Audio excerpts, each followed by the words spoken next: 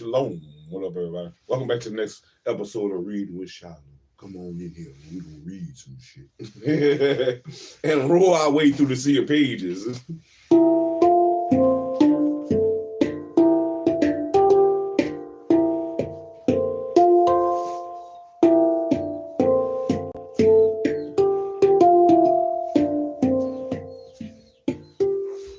Bum, bum, bum, bum, bum.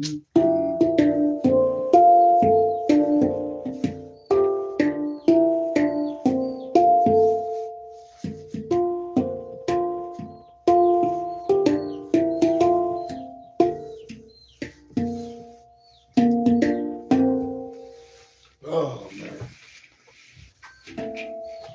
Shit up. Let's get ready to read, man. I want to go to the woods, but I'm going to read first. I'm late anyway.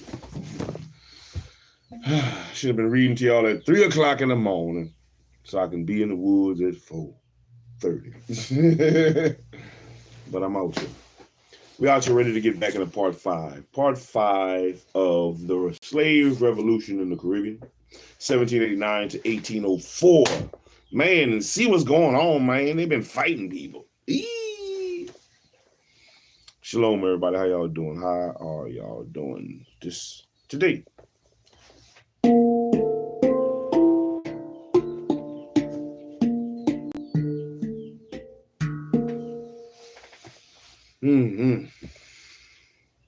Louisiana.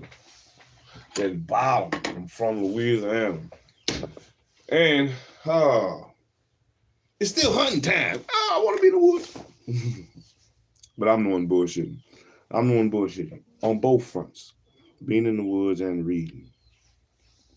So, we're about to go ahead and get this reading in. But we're going to go ahead and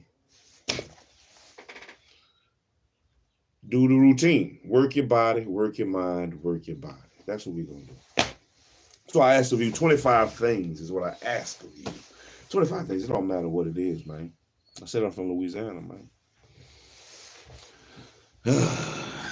25 things. Can you hear? Open your ears. I asked you to do 25 things. Whatever you can do, get off your ass and do something. That's all I'm asking. Do something. Make a move so some differences can be made in your life. Hopefully, some new habits can be made in your life. Oh, Lord, no. Oh, Lord, no. Good Googling. Let's see. Maybe not. Let me see. Oh, hell no. I don't want to do that one. Yeah, we'll do this one. We'll do 25 things, man. 25 things. Whatever it is. I'm about to do mine. Get off your ass and do yours. All right, let's go. Because I'm ready to read, man. 1, 2, 3, 4. Come on, get your ass up. 5, 6, 7, 8, 9, 25 of them. 10, 11, 12. And if I can do this, I know you can do some shit. 13, 14, 15. Get your ass up. 16, 17,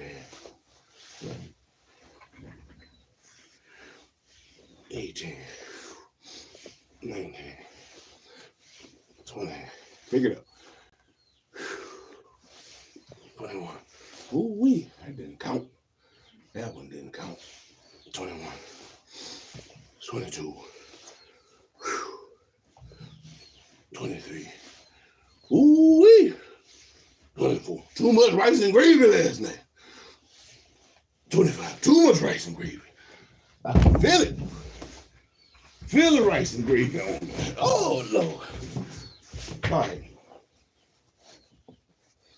Now it's time to read, man. I can go get in the woods. The Slave Revolution in the Caribbean, Part 5.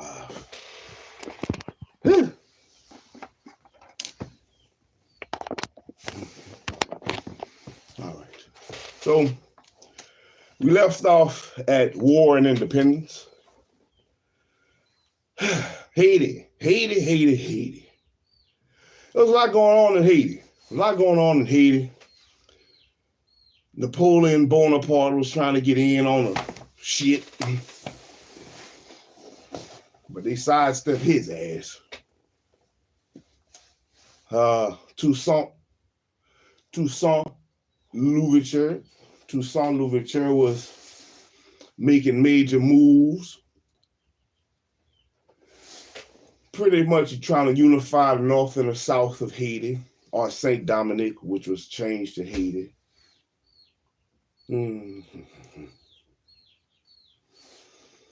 Too much rice and gravy. And America didn't want a lot of the rebellions and uprisings and insurgencies that was going on to flourish in America.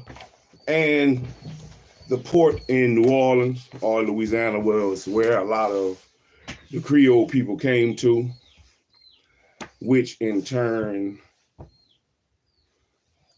a lot of the business and a lot of the Louisiana was one of the places, intricate places that was in line with the Haiti, Guadeloupe, Martinique, Jamaica, because of the import and the export and the merchants that was going in and out, bringing sugar, coffee, tobacco, slaves back and forth. And they didn't want, it was already insurgents and uprisings and upheavals going on in the islands, and it was already them people, exiles, was coming to Louisiana, and they didn't want that to be the start of the wildfire that had already started in the other places. Which stuff was already going on in Louisiana. Stuff was already going on here. They were just trying to quench the fire. That's what they were trying to do.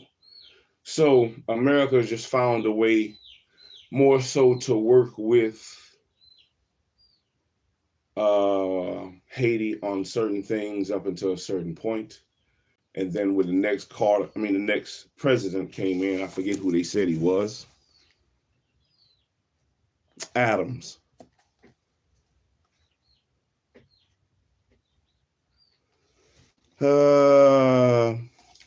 Adams was a president that worked with him because he was interested in the commerce, but then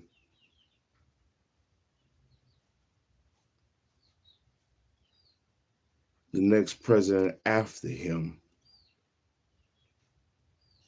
Jefferson, he reversed all that shit. Jefferson reversed all the things that Adams had put forth. So here we are.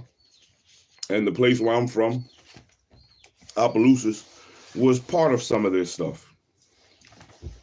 Because Opelousas is the third oldest city in Louisiana, formed in 1720, and was part of the the Louisiana Purchase that happened after this time period. But let's go. Part 5. Slave Revolution in the Caribbean, 1789 to 1804. War and Independence. Like the abolition of slavery in 1793, the transformation of revolutionary Saint Dominic into the independent state of Haiti resulted from complex political choices made on both sides of the Atlantic. The central actors were Napoleon Bonaparte and Toussaint Louverture, though it was Toussaint's generals, particularly Jean-Jacques Dessalines, who ultimately led their nation to independence. And upon receiving news of France's 1799 constitution, Louverture made a bold move. Without approval from Bonaparte, he convened a hand-picked committee in March of 1801 to write the new constitution for St. Dominic in document 37. Get my shit ready.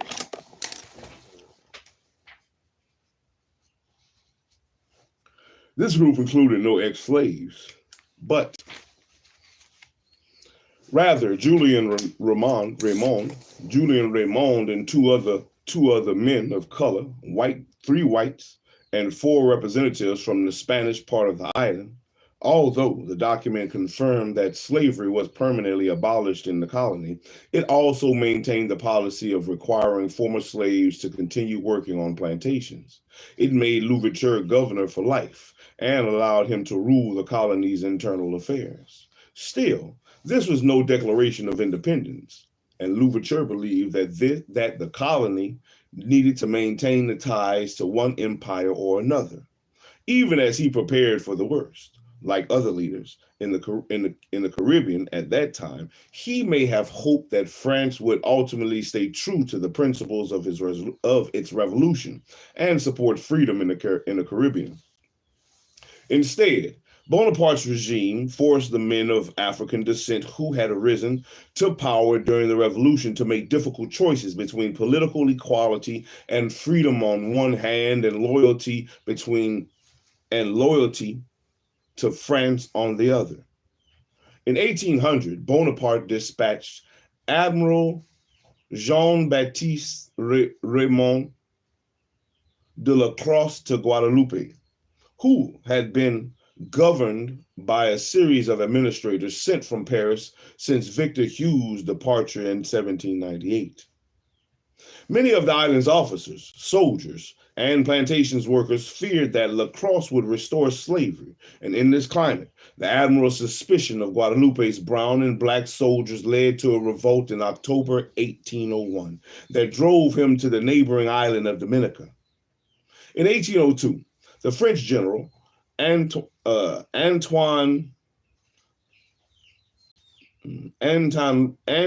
Richepins arrived at the head of the French expedition and found that hundreds of plantation laborers had fled their estates, anticipating the return of slavery.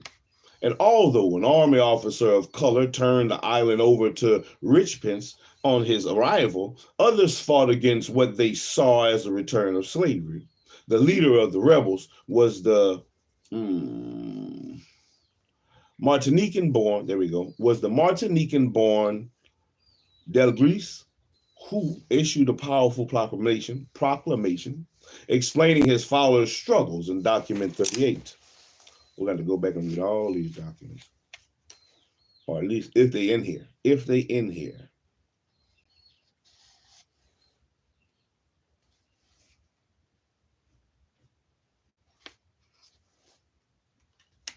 After fierce fighting, Garrigus led a group of his soldiers up to the mountain to the plantation on the slopes of the Matuba volcano in southern Guadeloupe, and surrounded by the French and determined not to surrender, he ignited their cask of ammunition and shouted, "Live free or die! Live free or die!" As the explosions rang out. Document 39. Within a year, Richepins restored slavery in a brutal campaign that killed and deported as many as 10,000 Guadeloupeans of all colors, close to 1/10 of the population. slavery was also reestablished in French Guiana, and it was maintained in Martinique when the British handed the island back to the French. Yeah, that's why they fought. You was right, my people. You was right. Fight. The parallel expedition, commanded by Bonaparte's brother-in-law, Charles Victor Emmanuel Leclerc, was sent to Saint Dominique, landing there in February of 1802. And although Toussaint and his generals initially fought the invasion, in May Toussaint formally agreed to retire from the military. His army became part of Leclerc's force and began to help to arrest plantation workers who had fled their estates. Toussaint was far from universally popular in St. Dominic, I bet.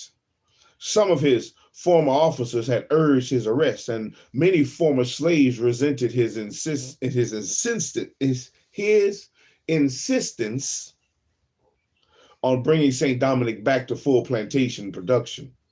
Yet Leclerc still worried about Toussaint's influence and summoned Toussaint to a meeting, had him arrested, and sent him in irons to France. Toussaint died in a mountain prison in April of 1803. Boy. Toussaint's departure did not immediately incite a new uprising, and indeed, some people believe that the reestablishment of slavery was inevitable and sought to secure individual freedom for themselves in document 42.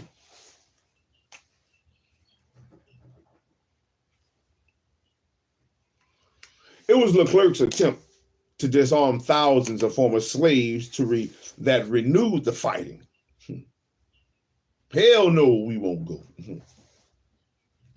Fleeing the estates to join already existing guerrilla bands in the hills, these cultivators became freedom fighters who threatened France's plans for Saint Dominic. Most notable, Louverture's top lieutenant, Jean-Jacques Dessalines, to hunt down the guerrillas. As resistance grew in late summer of 1802, however, more and more black and colored officers defected and led their own revolts. The arrivals of a ship carrying prisoners from Guadeloupe to be sold as slaves confirmed the rumors of revolt and repressions there in document 40. Oh yeah, they don't want shit to be heard. Don't tell nobody.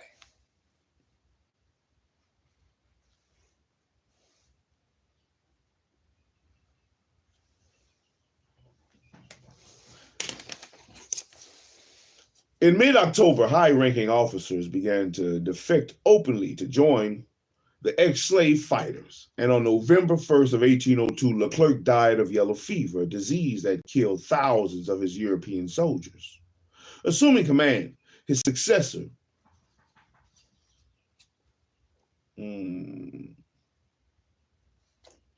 Donatien Donatien Rochambeau, the son of Count Rochambeau, who led the French troops supporting Washington at Yorktown, took the war to a new level of cruelty and bringing in man-eating dogs to Cuba and executing women as well as men. In part because of this cruelty, the tide had turned against the French, the tide had turned against the French by early 1803.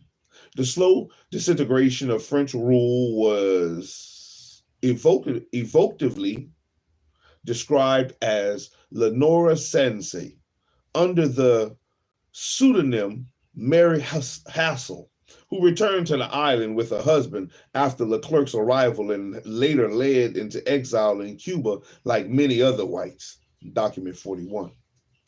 As bad news from Saint Dominic began to arrive in Paris, Bonaparte decided to cut his losses. Reversing his plans for an expanded French empire in the Americas, he decided instead to concede Louisiana to the United States. His offer to sell the entire territory surprised the U.S. envoys in Paris, who were on a mission to try to purchase just the port of New Orleans from France. But Bonaparte understood that without St. Dominic, Louisiana would be worthless to him.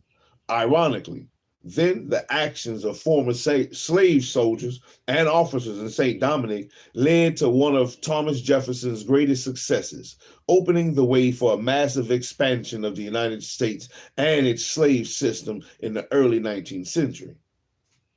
While crushing guerrilla leaders who would not accept his authority, Dessalines managed to unite officers from various forces in May of 1803. He created a new flag, symbolically ripping the white panel out of the French tricolor flag and combining the blue and red to symbolize the unity of blacks and men of color in pursuit of liberty. The officers who joined Dessalines in ever increasing numbers described French cruelties and the need for racial unity as they sought to convince their comrades to switch sides in document 43. Boy, some stuff in these documents. I wonder if these documents are like memoirs. Some are memoirs, some most likely are laws. I think one of it is that decree to the rights of man.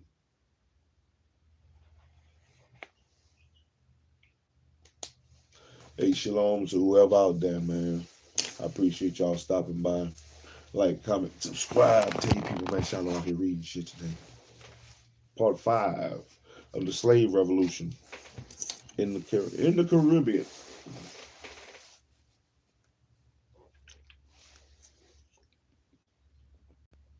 Out of approximately 43,000 European soldiers who were accompanied by up to 40,000 sailors, no more than 8,000 escaped St. Dominic in December of 1803. And more than half of these men died as prisoners of the English, who by 1803 were again at war with France. On January 1st of 1804, in the town of Garrigus, Dessalines summoned his leading generals to a public ceremony at which he formally declared the independence of the territory that France had called St. Dominic. By choosing to name this new state Haiti, which had been used by the indigenous inhabitants of the island at the time Columbus arrived, and which was resurrected by independence-minded white colonists in the 1780s, Dessalines signaled his hope of establishing an authentic New World nation. Already in 1803, he was describing his troops as the indigenous army, and he later proclaimed that he had avenged America. Yet, he also realized that Haiti was not yet a united nation, and racial division threatened the coalition that had defeated France, and as did tensions between men and women born in the island and those born in Africa. Perhaps for this reason, Dessalines rejected the philosophical Declaration of Independence drafted by his various secretaries, including one based on the ideas of Thomas Jefferson. And instead, on the evening of December 31st of 1803, he ordered Louis Bothron Tonnery, a man born free to a wealthy family of color and educated in France, to write a different kind of declaration that would remind all Haitians why they had rejected France. The same theme of unity against European racism and colonialism, and a broad definition of the new country as a refuge for enslaved people and all kinds, also shaped the Haitian Constitution of 1805.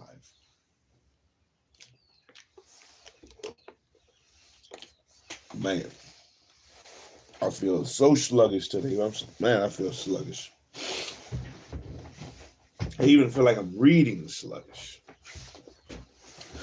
Whoo! Come on! Get up! Get on up! It's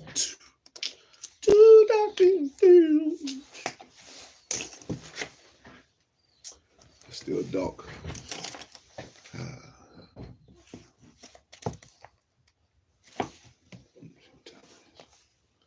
6 o'clock. Still got time.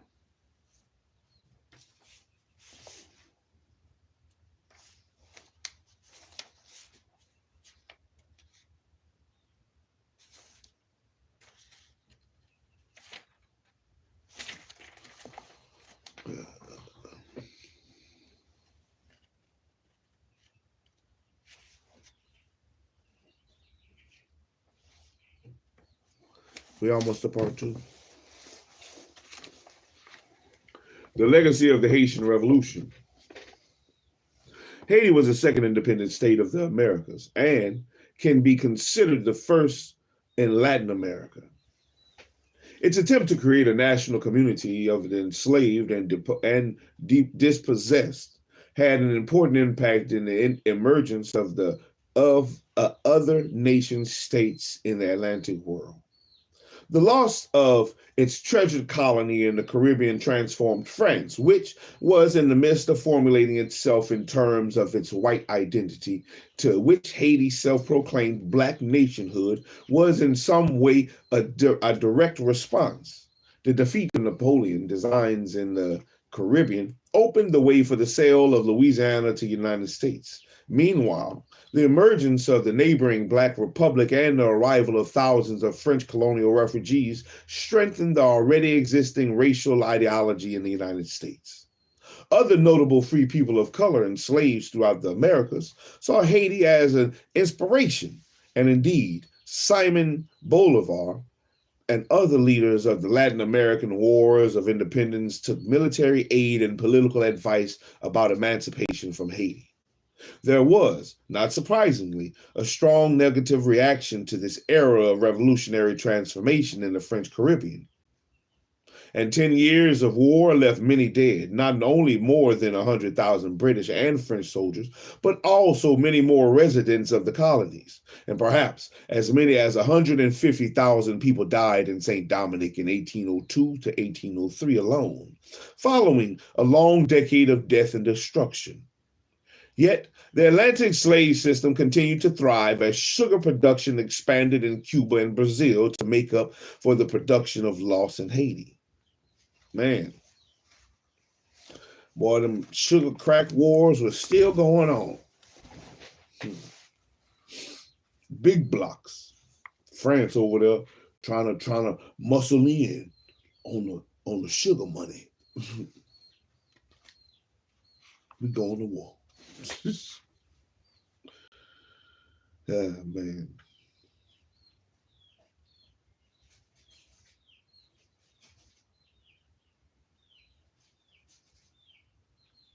The Haitian Revolution had a mixed impact in the British Caribbean. Though some defended the rights of the slaves to rebel, and pro-slavery advocates defended the rights. Pro-slavery advocates on both sides of the Atlantic successfully deployed the specter of another Haiti in opposing attempts to ameliorate the conditions of the slaves, at least for a time. Haiti itself was politically isolated from after 1804, and it eventually gained official recognition from France in 1825, only to return for the payment of a large and debilitating indemnity that will weigh heavily on the finances of the state. And during the 19th century, a successful coffee economy developed in Haiti, and many people were able to live decent lives farming small plots of land. And still, life for many Haitians was difficult, and environmental degradation, already a problem during the 18th century plantation boom, worsened over the years as the growing population attempted to survive on limited land. And although there were several periods of stability during the 19th century,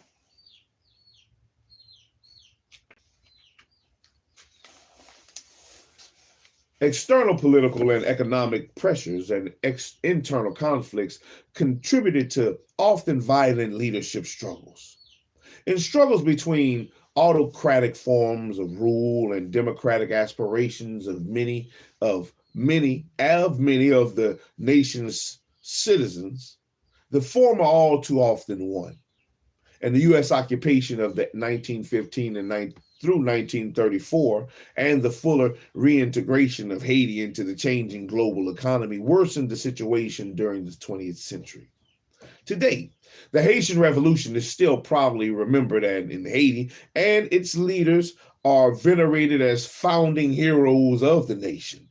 People in Guadeloupe, Martinique, and the metropolitan France remember the period in different ways, and slavery was not permanently abolished in Guadeloupe and Martinique until 1848.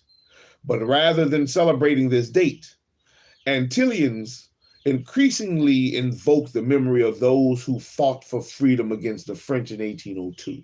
The history of this resistance is called upon in the complex debates about the future of these islands, which are today, as they were during the Revolution, departments of France, but the inheritance of the struggles that shaped this period is also found throughout the Atlantic worlds.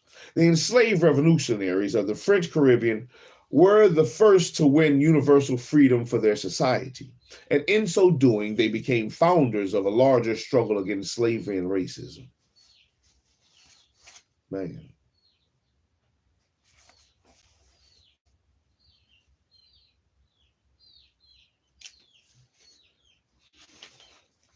They got the notes, but I'm not going to read the notes. It's a lot of dates are referred to here and here. Then they have the major revolutionary figures and groups, individuals, Jean-Baptiste Belly, Georges Biassou, Napoleon Bonaparte, Boukman, Louis-Pierre Brissot, Etienne Louis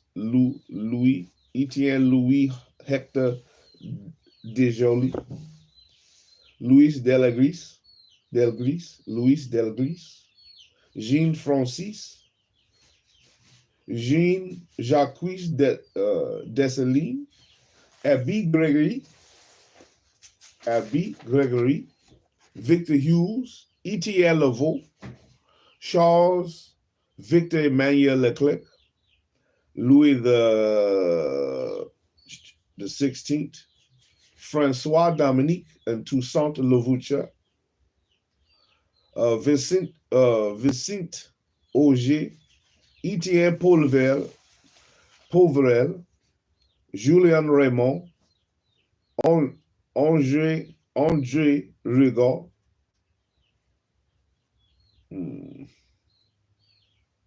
Donatien Joseph de Vermeer, Comte de Rochambeau, Léger Félicité Sonthonax, groups, Club Messiac, the Creoles, the States Generals, the Free People of Color, the Jacobians. I'm going to read that because I have a book on the Jacobians. I want to see that. The Jacobians, a political club in revolutionary Paris that held meetings in an old monastery called the Jacobians and had a racial vision of what the French Revolution could accomplish, including using the power of the central government to erase social distinctions. And members of the Jacobian Club led the political campaign to reform colonial racism and control the National Assembly when it approved the emancipation of all slaves in the French Empire.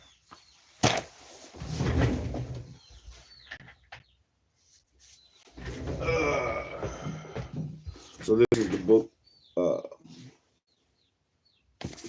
The Black Jacobians, Toussaint Louverture and San Domingo and the San Domingo Revolution by C.L.R. James.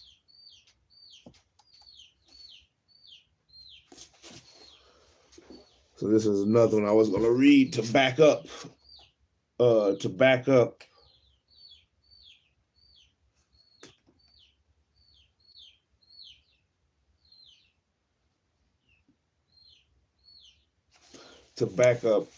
the slave revolution.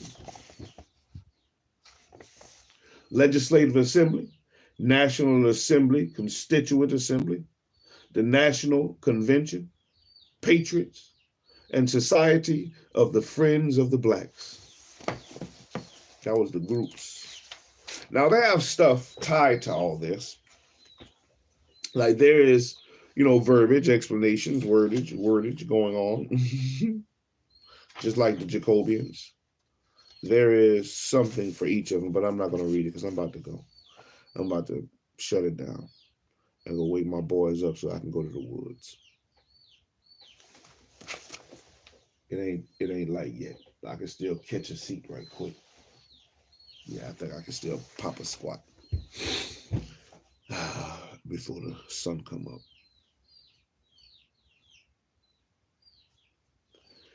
Yeah, that'll be it. That'll be it for this section. We're gonna stop there. I'll come back next time and I'll read that the next later on today. The next we are at part 2, the documents. We are at part 2, the documents. Man, I feel so when it comes to reading right now, I feel so reading. I mean, I read, I got it out the way. We got to a stopping point, which is good, but I don't like reading like that. Slave Revolution in the Caribbean, 1789 to 1804. Hey, some good info so far. Definitely good info. We got documents going on. That's coming up next. I definitely want to read. I have a want to read the documents. I want to see if this other book comes in, man.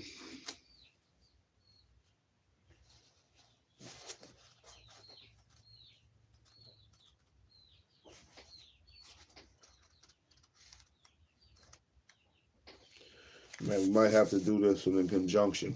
We might have to do this in conjunction. I was trying to get this other book in so I could read this one, The Manipulated Man. That's what I want to read. I wanted to read that one in conjunction with the Patrice O'Neal book. That's what I wanted to read in conjunction, but it's not here. So that's why I started the smaller one. And that one is small too, but I don't really want to back and forth it, man. I really don't want to back and forth it.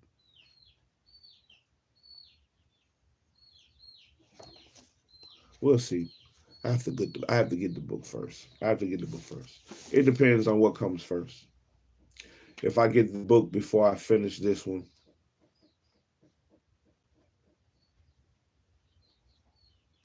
I'll probably read it, honestly.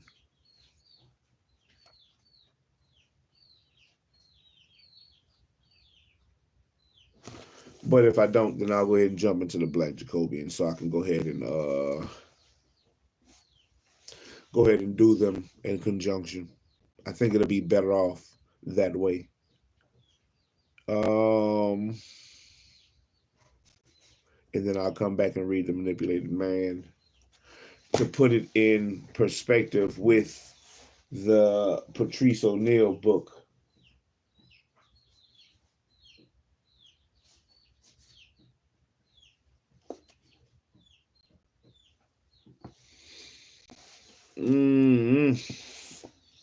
Then I kind of want to read this Black Indian one. I don't know.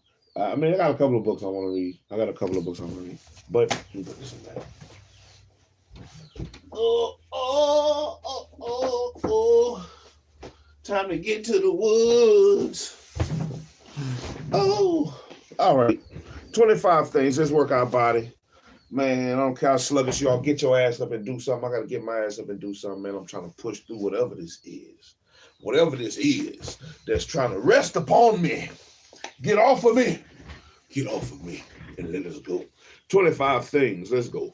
1, 2, 3, 4, 5, 6, 7, 8, 9, 10, 11, 12, 13, 14, 15, 16, 17, 18, 19, 20, 21, 22, 23, 24, 25 on them boys. 25. I done did about 40 minutes. That's a good thing.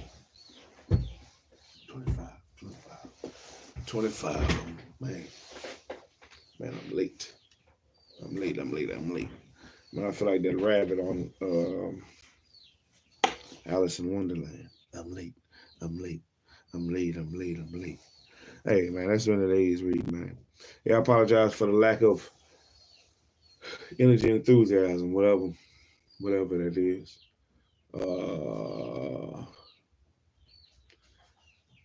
Yeah, I think I'm too much rice and gravy. Oh man, hold up. Oh, the girl head root is in the cup. Shit.